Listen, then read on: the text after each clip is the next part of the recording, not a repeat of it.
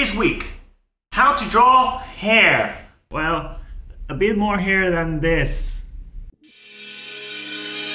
Welcome everybody, I'm Javi, I can draw. And this week I thought about trying to do something different. You see, on the other lessons that we've been doing, I always did one video with the best tutorials, another video with a tutorial done by me. I thought about this week just trying to merge both of them and trying to make one video that has the tutorials and the lesson all in one. It's going to be like a super lesson. Before we start, you should know that all the tutorials that I'm going to talk about are going to be linked in the description of the video below. There you're going to find a blog post with the links to all of the tutorials that I'm mentioning, and I'm also going to be writing some of the same stuff that I'm saying today. But the tutorial that I'm making right now on the video, on this video, is not going to be on that link. So you should keep watching.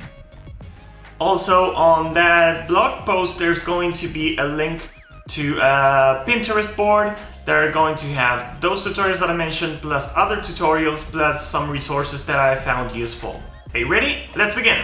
First, I'm going to draw a lot of heads so we can do different hairstyles in each of those heads.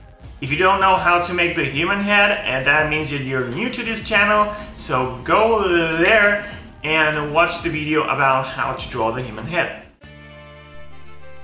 For this lesson, I'm going to be drawing 6 different heads. Actually, I'm going to be just drawing one head and copying it 5 times.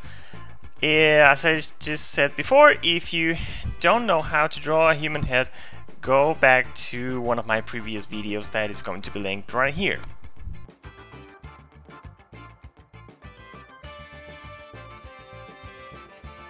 Now that we have some heads drawn, let's start with the first tutorial. This one is by Vidia13. I don't think that's her actual name. And this one is good because it starts telling you about how first you have to make the head as if it were a bald head. And then you have to start working on the hairline. The hairline is this thing that is receding on my head and that defines where the hair starts. The tutorial shows some different examples of some different hairlines that are pretty useful, and it also goes and shows different examples of hairstyles. Now I'm going to go ahead and draw some different hairlines on each of these heads. Just not one like mine, because it's awful. Something I forgot to do when drawing the heads is to draw where the ear goes, because, well, that's pretty important and the ear always helps to shape the hair. There are not many types of hairlines and they're not too different between each other. Just try to remember to follow the shape of the head when defining it.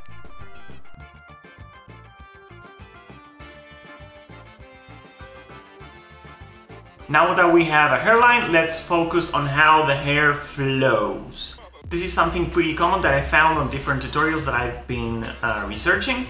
They all use these arrows and lines as examples to have an idea of how the hair should flow. So I got 2 tutorials that talk about that. The first one is by Misty Tang. I don't think that's her name either. It is an overall hair tutorial, but it goes a bit deeper into trying to get the flow of how the hair moves. And there is another tutorial by Lee Min Kyo. And that one is, well, it's not really a tutorial, but it shows some examples of hair flow using those same arrows and wavy lines. Now, I search a lot of tutorials that talk about this flow and wavy lines and arrows that point where the hair should go. And I think that we should do some examples with some existing pictures of people with great hair. That doesn't include me. I mean, look at this. I will be bald before the year ends. This can be a pretty good exercise for practicing. You just grab a photo and you start drawing a few lines that you believe that direct the flow of the hairstyle on top of the photo.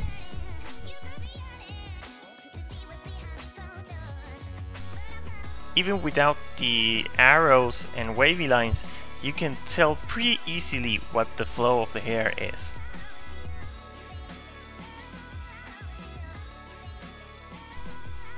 I didn't choose the most dynamic pictures, I know, but for starting practice, well, it's pretty easy to figure out. But wait a minute.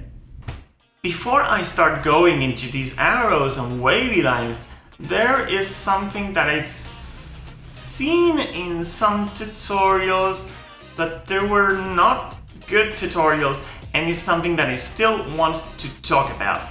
And that is the origin of the hair. Now, as you can see, this flow of the hair has an origin point. Now, this origin point might be just simply this part of the head, the top of the head, or it can be different lines depending on how they're combed it. Either it's a line or a point where the flow starts. This will help you a lot to figure out how the hair is going to move from that point onward. Trying to figure out the movement of the hair is one of the funnest parts of drawing hair. Let's go back to the bald heads and draw some examples of origin points for the hair movement.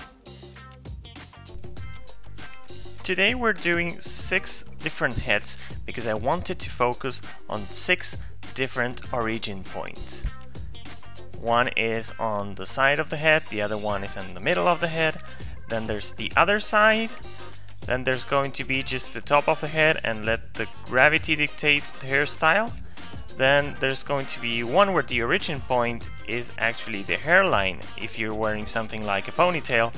And this last one is a hairline that is going to be like in the middle of the head if you're using something like a fringe.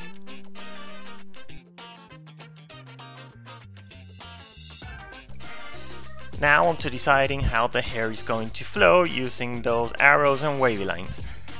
As you will see, once you decide the origin of the hair flow, it's going to be pretty easy to figure the rest out. Like, once you decide that, there's not going to be many options left as to how to move the rest of the hair, considering where the origin point is. Once you decided how the top of the hair flows, if you want to make the hair longer, once the hair gets to below the ears, you can go anywhere you want, as long as you respect if there's any wind, or if the head is tilted, or how the gravity is going to affect the hair, because even if it's a bit wavy, it is always falling, unless the person is in movement and is going like in a motorbike or something like that, where you can use the wind and movement and you can use the hair to emphasize motion and direction.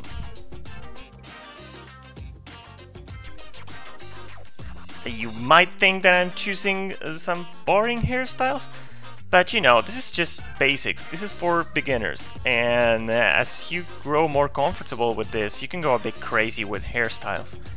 If you don't know how to make crazy hairstyles, you know what, just search for a lot of reference. It's always useful.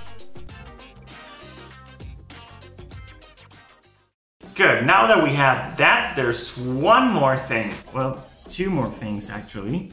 Now that we decided the flow of the hair, we need to decide on the shape of the hair. How do we shape the hair? Well, hair has volume, just like everything else. We tend to think of hair as individual strands, but the truth is that all those strands, all those hairs together make one big volume. You know who talks about this? Well, just the best YouTube channel for learning how to draw. Well, second best after. And that is Broco. In this tutorial, he talks about how drawing hair is a lot like sculpting hair, in the sense that you have to think of it like big volumes. I will come back to that video later, but first, let's go ahead and sculpt some hair into our bald heads. Here I tried to figure out how the volume of this picture's hairstyles would be. What I realized is that when making some hairstyles, it is easier to think of the hair like a lot of paper sheets or ribbons instead of thinking as a solid volume. For example, here this man is going to be this hard, rigid volume. You can tell that it's like this helmet that he's wearing if you're trying to figure out the volume. But as we move on to the girls, they have the curly, long hair. and you know, the longer it gets and the more it flows, you have to start thinking about the hair more like if it were paper sheets or ribbons instead of, you know, a box or a helmet that you're trying to draw.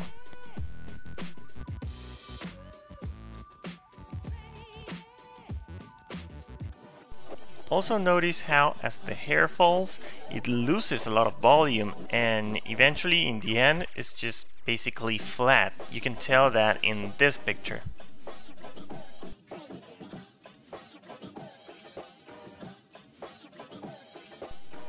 Now I'm going to try and do the same with my bald heads. Wish me luck, I guess. See, here I figured out that it would be a lot easier if I think of it as sheets and ribbons instead of a hard volume. Still, by the time you're done, it actually feels like a hard volume. You'll see that in a minute. In the end, you will see that the best way of doing it is using a combination between hard volumes and these paper sheets and ribbons that I was talking about.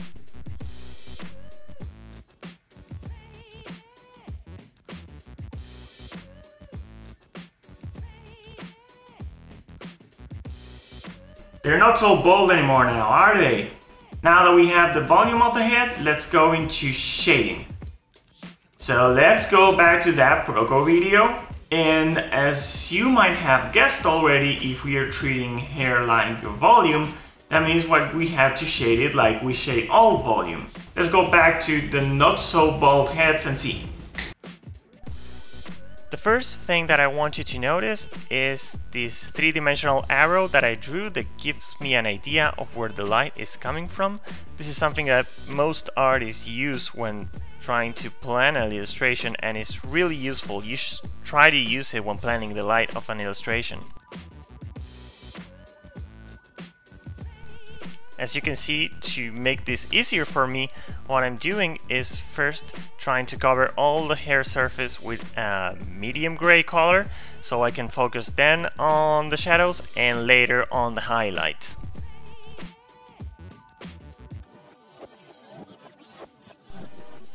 Now, using the light source as a reference, I'm going to start shading the hair, and I'm going to do it the same way as you do with any hard volume. The light parts is where the light hits, and the dark parts is where the light doesn't hit. You will see that since hair doesn't have any hard edges, most of the shadows are going to be soft, and that means that it's going to transition into a lighter place instead of just having an edge that differentiates the shadow from the light part.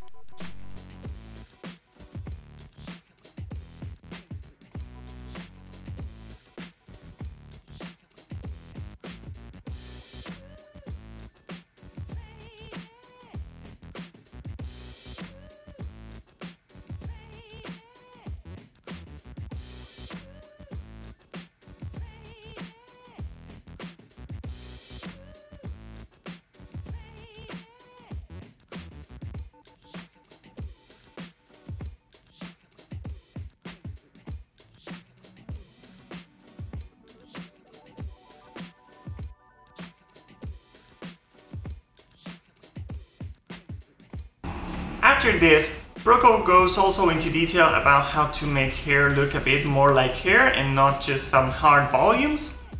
But if you want a simple version of that, there is another tutorial that I found that is pretty good.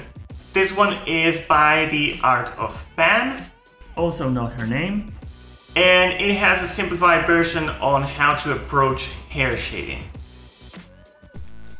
Using a bit of the Proco tutorial and a bit of the Art of Pan tutorial, now I'm going to move into light. I'm going to be using just a white brush, and here I'm going to focus a bit more into adding some detail and hair-like sensation. Later I'm going to be doing the same with the shadows. I actually not that good with lighting, and you will see that, but you know, it's a learning process. We're here to get better, you know? At this moment you can just go ahead and try to make the hair look like hair, and instead of trying to light big shapes, you can just try to do something that looks like strands of hair.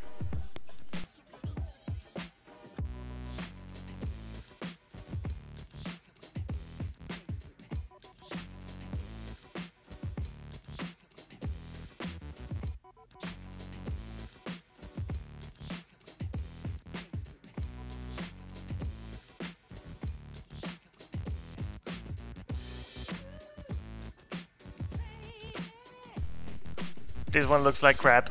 I'm sorry. I'm trying to make it better, I'm trying to fix it, but it's not working. It should be the simplest one, and it looks like crap. I apologize for that.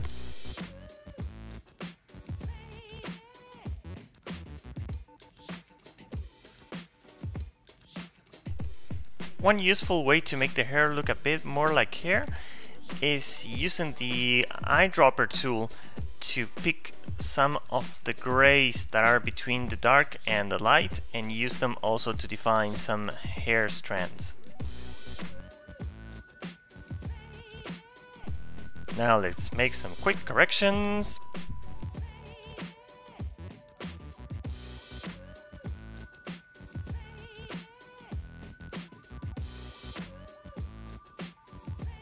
So now we have all these heads with all different types of hair. They don't look too bad, do they? And that's it for our lesson today. So what do you think? Do you like this idea about having tutorials plus lesson plus everything put together into this? Because I haven't edited this while I'm speaking to you, but I hope that the result is good enough for you to like it. If you want to see more lessons, go to the lessons that are going to be linked here. I'm also going to update a video soon about, well, there's going to be me making lots of heads with lots of hair, more than this, and a bit more detailed, just for fun. So if you like this video, like it, subscribe to it, also comment on it if there is something that I said that you didn't understand, or if you have some other questions. I'm Javi, I can draw, and I'll see you on the next video. Bye!